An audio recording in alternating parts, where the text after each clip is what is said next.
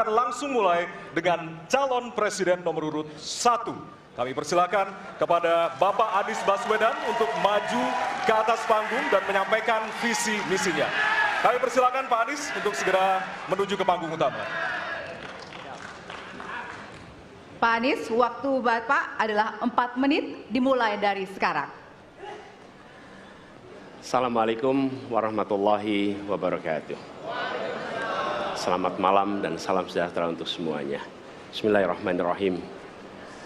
Negara hukum menempatkan hukum sebagai rujukan utama untuk memastikan hadir rasa keadilan, memberikan kebermanfaatan, dan memberikan kepastian kepada semua. Ini harus dipegang teguh oleh pemegang kekuasaan, baik yang di puncak dan seluruh jajaran. Tapi apa yang terjadi? Banyak aturan ditekuk sesuai dengan kepentingan yang sedang memegang kekuasaan. Apakah ini akan diteruskan? Tidak. Ini harus diubah. Ini harus dikembalikan. Kemudian kita menyaksikan betapa pada hari-hari ini tatanan ketika kita menyelenggarakan pemerintahan sering tidak sesuai dengan prinsip-prinsip hukum yang kita pegang. Karena itulah kami melihat perubahan ini harus kita kembalikan. Negara ini adalah negara hukum, bukan negara kekuasaan. Dalam negara hukum, kekuasaan diatur oleh hukum. Dalam negara kekuasaan, hukum diatur oleh penguasa. Dan kita tidak menginginkan itu terjadi. Pada saat ini, kalau kita lihat hukum itu harusnya tegak begini. Inilah hukum. Dalam kenyataannya, dia bengkok. Dia tajam ke bawah, dia tumpul ke atas. Dan kondisi ini tidak boleh didiamkan, tidak boleh dibiarkan, dan harus berubah. Karena itu kita mendorong perubahan, mengembalikan hukum menjadi tegak kepada semuanya. Dan bila kita saksikan hari ini, ada satu orang milenial bisa menjadi calon wakil presiden.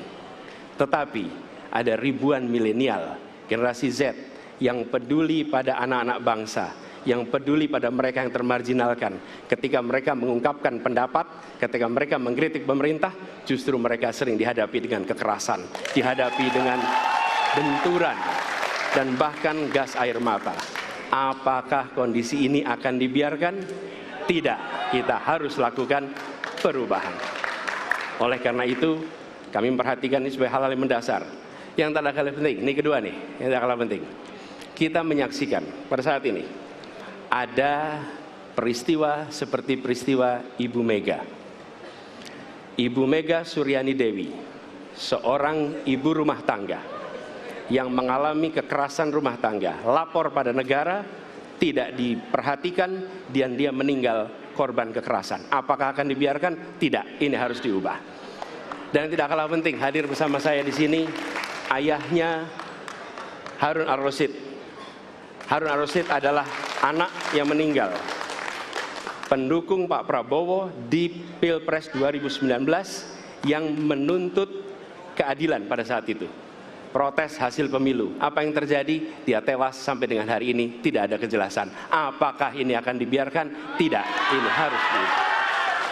Karena itu kami mendedikasikan diri, hadir untuk memberikan komitmen bahwa dari puncak sampai ke bawah, kami akan tegakkan hukum pada siapa saja. Kami kembalikan marwah kehidupan bernegara yang menempatkan hukum sebagai tempat yang paling tinggi.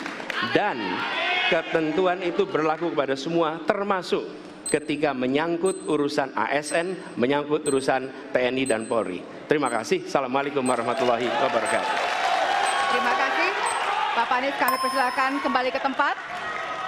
Berikutnya kami persilakan. Harap tenang. Harap tenang. Harap tenang. Harap tenang para pendukung. Harap tenang. Hadirin, kita akan harap lanjutkan tenang. ya. Harap tenang.